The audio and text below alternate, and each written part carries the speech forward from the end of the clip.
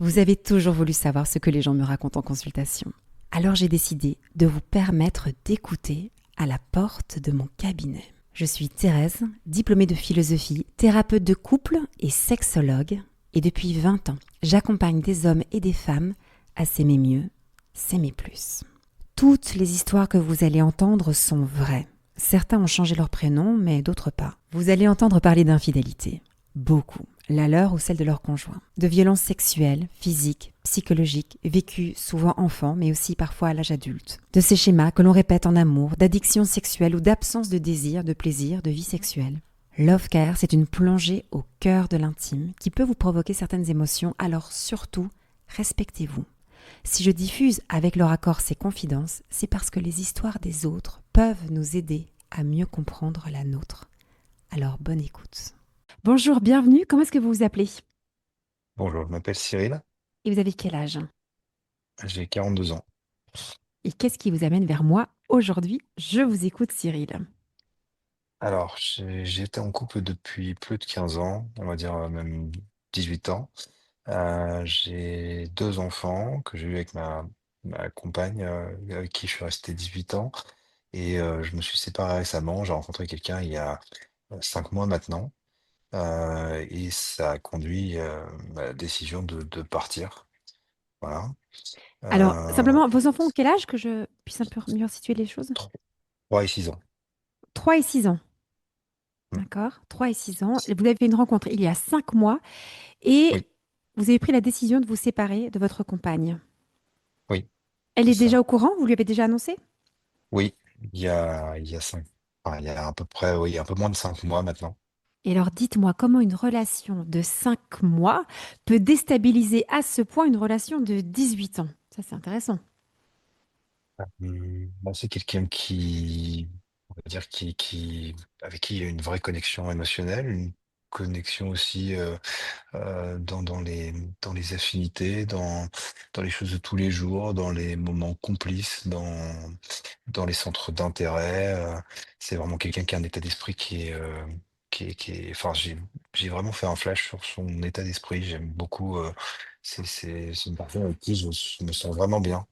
Je pensais pas me rencontrer quelqu'un comme ça avant. Et qu'est-ce que vous aimez dans son état d'esprit? J'aime son côté posé, réfléchi. Elle prend beaucoup de recul sur les choses. Elle avait connaissance de ma situation lorsqu'on s'est rencontrés. Elle prend beaucoup de recul. C'est quelqu'un qui est plus jeune que moi. Et je trouve qu'elle a beaucoup, beaucoup de maturité et aussi par rapport au papa que je suis et aux enfants que j'ai. C'est difficile à expliquer dans le détail, mais Mm. c'est quelque chose que j'apprécie beaucoup et c'est quelque chose qui m'a vraiment, vraiment plu. Quand vous dites qu'elle est plus jeune que vous, j'ai appris à poser la question. Elle a quel âge par rapport à vous? Elle a 13 ans de moins que moi, donc 29 ans. 29 ans. Et donc, elle n'est pas maman. Non, Et vous la rencontrez dans quel cadre? professionnel. Et vous êtes collègue ou vous êtes son boss? Oui. Non, non, non. Il n'y a pas de relation de hiérarchie. Et là, qu'est-ce qui se passe dans votre tête pour vous dire, ben, cette femme a toutes ces belles qualités, mais je m'embarque avec elle et je commence à vivre une relation. Parce que c'est toujours intéressant de savoir ce qui s'est passé dans votre esprit pour vous autoriser à vivre cette relation avec cette femme. Je pense que j'ai eu un précédent, j'ai eu un précédent il y a quelques années déjà dans mon couple et je me suis dit que là c'était sûrement quelque chose enfin c'est quelque chose qui s'est reproduit et c'était quelque chose qui m'a amené à me dire voilà si ça se reproduit c'est que finalement je me sens pas si bien que ça dans mon couple et que je suis pas vraiment heureux en fait. Ah ok, c'est Euh, ça que vous êtes dit. oui. Si je tombe amoureux d'une autre femme, pour la deuxième fois déjà, c'est que je dois pas être bien dans mon couple. Oui, c'est Mm. ça, tout à fait. Ok. Et je me suis vu tout ce que finalement j'ai pu mettre en perspective finalement avec cette rencontre, tout ce qui finalement pouvait avoir disparu dans mon couple en fait. Comme quoi, par exemple, qui a disparu dans votre couple? ben, les attentions de tous les jours, les moments complices justement. C'était plus une vie de colocataire entre guillemets, avec enfants bien sûr, mais donc de parents. Mais il y avait plus ce côté vie de couple réellement. Beaucoup de choses entre guillemets qui étaient plus partagées, des loisirs de chacun d'un côté, mais beaucoup de finalement de choses qui étaient faites, on va dire, voilà, moi je faisais beaucoup de choses de mon côté et il n'y avait plus vraiment de moments où on se retrouvait vraiment, mis à part le cadre familial. Donc vous voyez qu'il y a une déconnexion qui s'est opérée avec votre compagne, avec qui vous avez eu ces deux enfants, une belle connexion avec cette collègue. Là, vous dites, bon, ben, si j'ai cette belle connexion, ça veut vraiment dire que c'est très, très déconnecté avec ma compagne. Et vous annoncez un peu dans la foulée que vous voulez vous séparer d'elle. Mm. J'ai quand même réfléchi, hein, comme je suis papa de deux enfants, j'ai quand même bien réfléchi à la situation avant de l'annoncer. Oui, mais quand même, j'essaye Je de faire pense mes que petits calculs parce que vous dites, ça fait 5 mois que vous avez rencontré cette jeune femme, cette collègue, et en fait, vous avez déjà pris la décision de vous séparer. je la côtoyais avant ces 5 mois, bien sûr, comme une collègue, mais effectivement, les choses se sont accélérées il y a 5 mois, ouais, effectivement. Et comment se passe la séparation avec votre compagne? Bah, pas très bien, puisque elle bloque beaucoup les discussions sur le futur, donc c'est-à-dire l'organisation pour la garde des enfants et puis la vente de la maison. Donc c'est le côté un petit peu pesant de la situation. Les enfants, je pense, ils ressentent un peu les tensions et la Ouais. situation est pesante, du coup. Elle Euh, était étonnée par votre décision? Oui, je pense que oui. Enfin, elle a semblé étonnée par la décision. Maintenant, enfin, je me dis qu'au fond, elle ne devait pas. Enfin, ouais, c'est pas possible qu'elle soit complètement surprise. Mais en tout cas, effectivement, quand je lui ai annoncé, elle ne s'attendait pas à ça. Voilà. Elle s'attendait à quoi? Elle s'attendait peut-être à une séparation, mais peut-être pas à une séparation pour le fait d'avoir retrouvé quelqu'un d'autre. Voilà. Je pense que c'était ça. Et quelqu'un d'autre qui est aussi plus jeune, qui n'a pas d'enfant. Elle voudrait avoir des enfants, cette jeune collègue. Mm, Oui, oui, on en a déjà parlé. Et vous, vous êtes ouvert à cette possibilité-là ou bien pas du tout? Enfin, finalement, en me mettant en couple avec cette personne, oui, j'avais réfléchi à la question, effectivement. Je savais que c'était quelque chose pour lequel il fallait que je sois ouvert, sinon c'était pas la peine de m'embarquer dans cette relation. Et je me permets de vous poser cette question. Qu'est-ce qui vous dit que avec elle, le schéma va pas se répéter? Une belle relation d'amour. Au départ, on est amoureux, on passe du temps ensemble, on fait des enfants. Finalement, on se déconnecte parce qu'on prend pas assez soin de sa relation. Puis elle ou vous, ben, ressent une connexion avec quelqu'un d'autre. C'est pas la même rencontre déjà, donc c'est Mm. pas la rencontre avec mon ex-compagne était plus, on va dire quelque chose de plus, enfin pas organisé, mais je veux dire, c'était quelque chose de plus, voilà, oui, si organisé quelque part. On s'est rencontrés dans un événement, sur un événement festif, et finalement, c'était finalement pas programmé, mais presque. Alors que là, c'est une rencontre qui s'est faite de façon complètement inattendue, et puis le tempérament est pas du tout le même. Enfin, voilà, on a beaucoup plus d'atomes crochus, on a beaucoup plus d'affinités. Euh, donc oui, oui, il y a peut y avoir la crainte du scénario qui se répète, mais enfin voilà.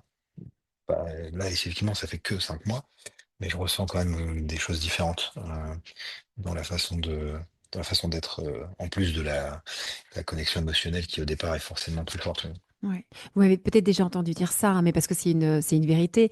C'est que un début de relation, on est transporté par le sentiment amoureux, par l'attraction, et donc c'est très fort. Mais on sait très bien aussi que ces sentiments amoureux, ils ne durent pas. C'est-à-dire qu'à un moment, on passe dans cette seconde phase de désillusion. Où on voit toutes les limites aussi de l'autre, puis vous allez voir aussi tous les obstacles, toutes les choses plus difficiles, même si vous en voyez quelques-uns peut-être maintenant, mais vous allez en voir beaucoup plus bientôt.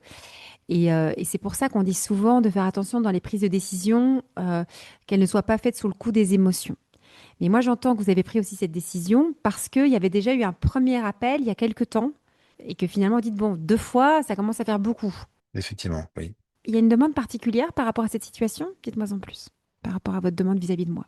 C'est que bah déjà, j'aimerais réussir à finalement à débloquer la situation avec mon ex-compagne, c'est-à-dire avancer sans envenimer la situation, ni qu'elle se sente humiliée, ni communiquer sans conflit et surtout, j'aimerais préserver les enfants de tout ça, même si effectivement c'est pas simple, c'est une séparation donc forcément, il y a un impact sur les enfants, mais j'aimerais, que ça se passe au mieux pour eux, on va dire, voilà. Parce que c'est moi, c'est l'intérêt des enfants qui prime, dans dans mon futur, en fait. Et pour que ça se passe bien avec les enfants, il faut qu'il se passe quoi? Bah, pour que ça passe bien avec les enfants, je pense qu'il faut que les 2 parents soient le plus apaisés possible Mhm. et le moins de rancœur possible. Puisque j'ai l'impression que la rancœur qui existe aujourd'hui, les enfants la ressentent. C'est ça le point Pas à mon important. niveau, hein, voilà, c'est Mm. la rancœur au niveau de mon ex-compagne, ouais. Est-ce qu'elle arrive à vous exprimer pourquoi est-ce qu'elle vous en veut?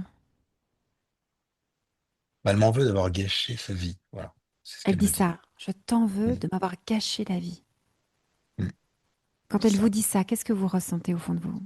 Je me dis que la vie se résume pas à ça pour moi, mais je sens que pour elle, la vie, c'était construire voilà, acheter une maison, avoir des enfants, et puis finir sa vie avec le père de ses enfants. Voilà.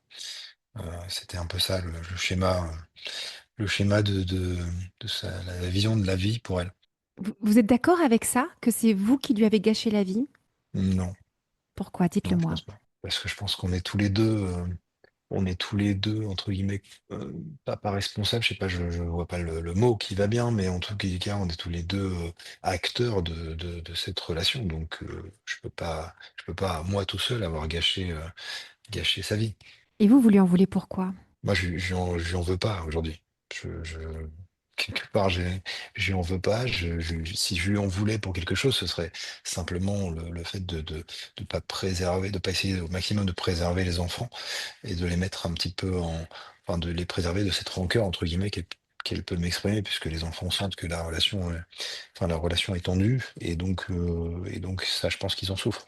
C'est de ça que je pourrais lui en vouloir, mais le reste, la relation qu'on a eue, j'ai aucune rancœur envers elle.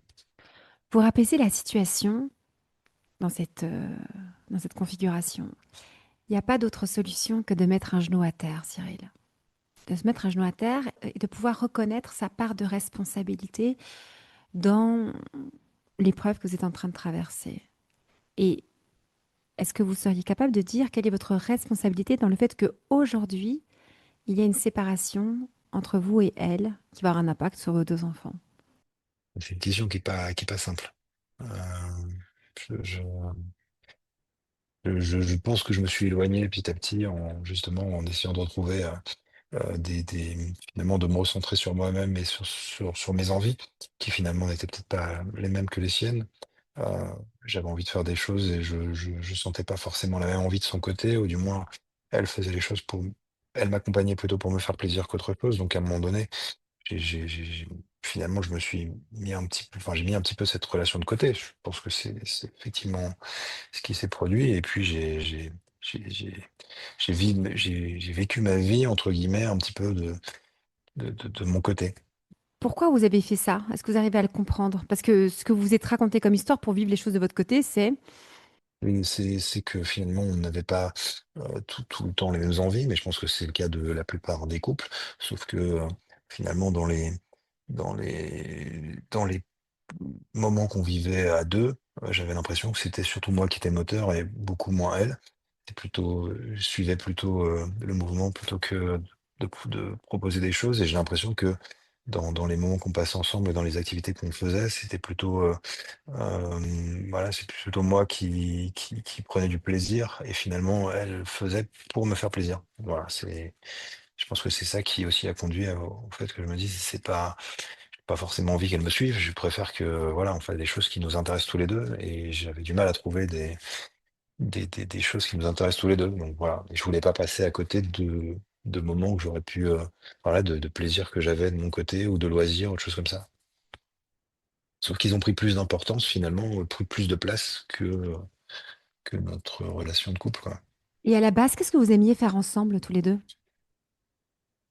Qu'est-ce qu'on aimait faire ensemble? Bah, c'est Oui, une très bonne question. Moi, j'aime bien le sport, mais on faisait pas de sport ensemble. Donc déjà, malheur d'eux. Oui. voilà. Euh, Donc Mais je c'était repose ma surtout, question, qu'est-ce que vous avez aimé faire ensemble?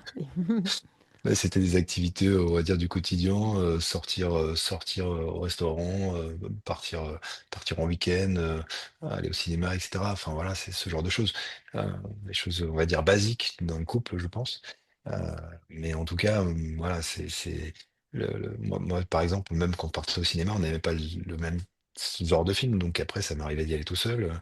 Les sorties, il restait les sorties le week-end ou les sorties au restaurant, mais voilà, c'est ce genre de choses. Au départ, on avait une vie de couple, entre guillemets, toute somme basique, mais finalement, même dans cette vie de couple assez basique, avec ces loisirs assez basiques, j'avais pas l'impression qu'il y avait vraiment de connexion. Je sais pas comment expliquer, et pourtant ça a duré plusieurs années. Mais c'est important ce que vous partagez là, parce que pour qu'un couple puisse bien fonctionner, il faut qu'on puisse partager des choses en commun. Et chacun peut avoir son jardin secret, comme on dit, ou ses activités. On n'a pas tout faire ensemble. Loin de là, mais il faut mettre du commun, quoi. Il faut pouvoir partager des activités qui vous animent l'un et l'autre et qui vous permettent de vous connecter l'un à l'autre. Et ce que j'entends, Cyril, c'est qu'avec cette femme avec qui vous étiez quand même pendant 18 ans, il y avait peu de projets en commun, d'activités en commun qui suscitaient de la connexion entre vous. C'est ça? C'est ça, ouais, tout à Parce fait. que franchement, est-ce que d'aller au resto, ça suscite vraiment de la connexion entre deux personnes? Le resto en tant que tel, pas tant que ça. C'est parce que par exemple, on adore la bonne bouffe, on adore découvrir de nouvelles choses. Il faut qu'il y ait quand même une passion commune, quoi. Oui, on est d'accord. Et là, finalement, vous en partagez pas trop avec elle. C'est ça, tout à fait. C'est vite, enfin, c'était vraiment passer des moments entre guillemets ensemble, mais sans qu'il y ait vraiment de connexion. C'est bien ça, effectivement. Et justement, quand on rencontre quelqu'un avec qui il y a finalement, même si effectivement c'est les sentiments amoureux du début, mais avec qui il y a cette connexion, c'est là qu'on se dit voilà, ce qu'on a vécu avant, cette relation d'avant, c'était pas vraiment une relation où on se sentait vraiment heureux. Et c'est pour ça que c'est parfois tellement fort qu'on peut plus y résister. C'est ça. Ça, je comprends assez bien. Et peut-être que c'est ça qui est révélé là aujourd'hui. C'est que vous aviez vécu une relation avec votre compagne pendant ces 18 années, qui était une relation où vous étiez voilà, dans ce projet de famille, une maison. Vous étiez un peu voilà, simple, un quotidien un peu banal. Je fais exprès de dire banal parce que avec ce manque de passion en commun, de projets en commun qui vous enthousiasment, de connexion, quoi, tout simplement. C'est exactement ça. Donc c'est un peu normal du coup ce qui vous arrive aujourd'hui, maintenant que les enfants aussi ont un petit peu grandi. Hier, on se retrouve et en gros, c'est quoi le concept de notre couple, quoi? Qu'est-ce qu'on a envie de faire ensemble? Et là, on se rend compte qu'il y a, mis à part se regarder assis sur le canapé, il n'y a pas forcément énormément de choses. Enfin, j'exagère un petit peu, mais Vous exagérez ou c'est ça? Parce que finalement, c'est très important, hein, ce dont on parle là. Est-ce que vous avez l'impression que vous aviez ces connexions, ces passions en commun, et puis finalement, ça a disparu, ou bien dès le départ, c'était pas comme ça? Moi, j'aime bien faire la distinction entre ces deux situations. si ça a été là tout au début. Mais c'est pour moi, enfin, j'ai plus quand j'ai fait la rétrospective, pardon, sur ma relation, j'ai plus, euh, j'ai plus constaté que ça l'était pas. Ça n'était pas vraiment là, en fait. Je me suis peut-être satisfait de quelque chose qui n'était pas vraiment une relation de couple pour moi. Enfin, je sais pas si. Et est-ce que vous arrivez à comprendre pourquoi vous êtes satisfait de ça? Parce que, bon, vous commencez, vous rencontrez cette personne, vous voyez que finalement, vous partagez pas beaucoup de centres d'intérêt en commun, mais vous continuez, Cyril. Et c'est ça qui est intéressant. Qu'est-ce qui s'est passé dans votre tête pour vous dire, oh, si, je vais quand même m'embarquer avec cette femme avec qui, bon, ben, on n'a pas trop de projets communs et pas trop de centres d'intérêt en commun, mais bon, ça peut le faire. Qu'est-ce qui s'est passé dans votre tête? Ça m'intéresse. Je sais pas, peut-être le train-train de la vie quotidien qui finalement se satisfait lui-même, j'en sais rien. Vous êtes un peu comme ça, là, jusqu'ici? Un peu train-train quotidien, un mec pas très passionné, qui cherche pas trop la vibration ou l'intensité? C'était ça un peu votre concept jusqu'à présent? Oui et non, parce que à côté de ça, j'aimais bien sortir avec des amis, j'aimais bien, enfin comme beaucoup de gens d'ailleurs, et j'aime bien découvrir de nouvelles choses, etc. Donc oui et non, je sais pas quel est ce qui m'a laissé euh, m'embarquer dans une relation aussi longtemps. Je vous repose une question qui est un peu basique. C'est, c'était comment le couple de vos parents? Puisque c'est le premier modèle qu'on a de couple. C'était un couple qui partageait beaucoup d'activités en commun et qui s'entendaient super bien, qui avaient une forme d'amitié, en plus d'être un couple amoureux et un couple parental, ou bien il se suffisait d'un train-train quotidien et d'une simplicité de vie sans avoir trop de moments de connexion. C'est compliqué. Oui, je pense que c'est plutôt la deuxième, effectivement. C'est peut-être la reproduction d'un schéma où effectivement il n'y avait pas forcément de. Enfin, j'ai pas trouvé qu'il y avait effectivement énormément de connexion. Je pense que ça fait partie de la génération d'avant, c'est-à-dire les personnes qui restent ensemble euh, malgré tout, enfin, qui restent ensemble quoi qu'il arrive. Parce que voilà, c'est les codes de l'époque, c'était on se marie, on fait des enfants et on reste ensemble jusqu'à la fin. Mais une famille aimante, pour le coup, enfin, voilà, mais pour le coup, effectivement, une famille plutôt comme ça, à la vieille école un peu. Donc la vieille école, c'est quoi? C'est qu'on se marie, on fait des enfants et on reste ensemble pour la vie, même si on n'est pas super amis, quoi. On partage pas beaucoup de moments de connexion ensemble. C'est ça, parce que ça fait mieux vis-à-vis, je pense que c'est une question de mœurs, quoi. Ça rend mieux vis-à-vis des autres, quoi, hein, de rester ensemble et quoi enfin, d'avoir finalement, de rester une famille unie jusqu'au bout, quoi. C'était comment de vivre avec des parents qui sont ensemble parce que bah, ça fait mieux d'être ensemble et que finalement ils sont ensemble et ils cherchent pas l'intensité, ils cherchent pas d'avoir des grandes émotions amoureuses ou une grande attraction sexuelle ou partager plein de projets en commun. Ils sont juste ensemble. C'était comment à vivre ça pour vous quand vous étiez enfant? C'est pas, j'ai pas l'impression d'avoir vécu une enfance difficile hein, pour ça, mais après c'est pas la vie rêvée, je pense. Parlez-moi de ce que vous avez ressenti, pas plus que ce que vous avez pensé. De vivre dans cette famille, c'était comment, Cyril? Moi, je ressentais le fait d'être bien entouré. Enfin, mes parents étaient présents, etc. Donc j'ai vécu une enfance heureuse, mais une enfance peut-être un peu monotone. Enfin, voilà, Une enfance heureuse mais monotone. quelque chose on va dire d'assez basique. Il y avait pas de, voilà, il y a des enfants qui partent, enfin, qui font plein de choses, etc. Moi, c'était plutôt quelque chose d'assez classique. Enfin, je sais pas comment expliquer, mais donc, c'est difficile de répondre à ces questions, de savoir si l'enfance, elle a été, enfin, comment on s'est senti, parce que j'ai pas de référentiel, je sais pas, j'ai connu que cette enfance-là, entre guillemets, donc je sais pas. Je comprends beaucoup mieux, Cyril, comment vous avez pu vous embarquer pendant 18 ans avec une femme avec qui il y avait très peu de connexion émotionnelle. Parce que vous savez y faire dans ce genre de famille où c'était un peu le modèle, quoi. On est ensemble, ok, on va de temps en temps au resto, de temps en temps on va au ciné, et puis c'est normal qu'on s'entende pas tout à fait sur les films parce que t'es un homme, je suis une femme, ou je sais trop quoi. Et finalement, bon, ben, on partage ces petits moments-là, et puis on fait des enfants, et puis la vie est assez monotone. Et c'est OK. C'est comme ça, en fait, la vie de couple. Ça, ouais, c'est un peu ça, peut-être. Ça vous semble très normal, tout ce que vous me partagez, mais ça n'est pas tant que ça. C'est-à-dire que c'est en fonction de votre histoire que vous avez vécu aussi ce couple-là avec cette femme. Euh, euh, je vais faire exprès de vous le dire, mais juste pour provoquer la réflexion.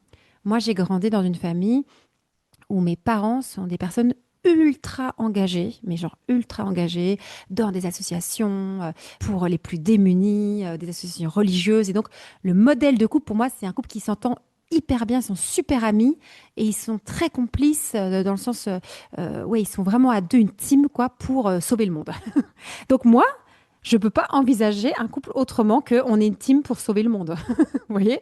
Parce que c'est ce que j'ai connu quand j'étais enfant. Vous comprenez? Alors que c'est un couple très différent du couple de vos parents. Et je fais exprès de vous partager cette petite chose de mon histoire pour vous dire que c'est en fonction du couple de nos parents qu'on entre aussi à l'âge adulte et qu'on s'imagine qu'il faut vivre un couple de cette façon. Parce que c'est notre premier modèle sur Terre, nos parents. Non, ouais, Vous me suivez dans ce que je vous raconte? ouais, ouais, tout à fait.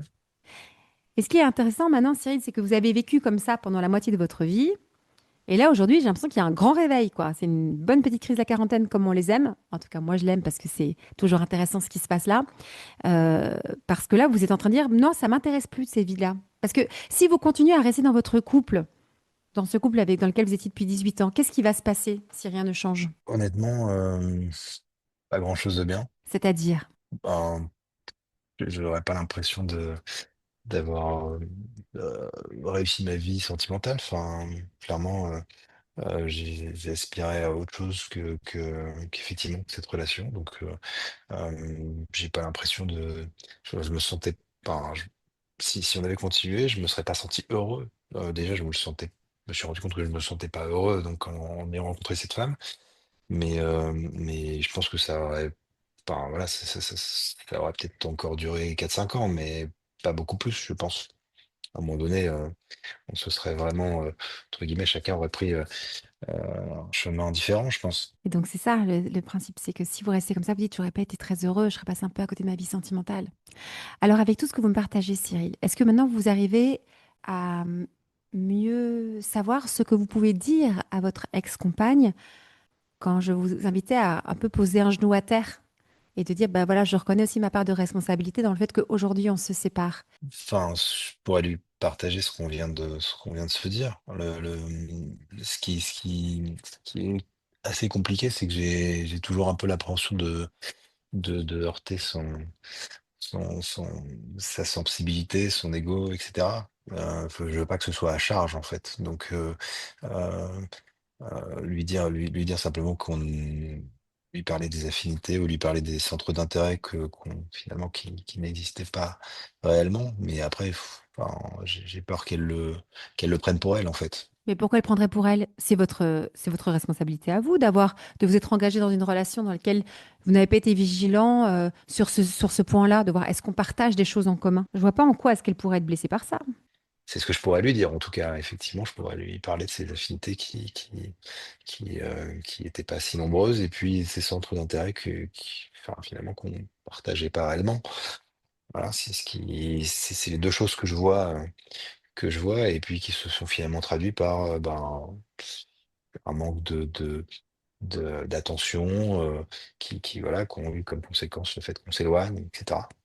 Et comment vous sentez quand vous pensez à tout ça?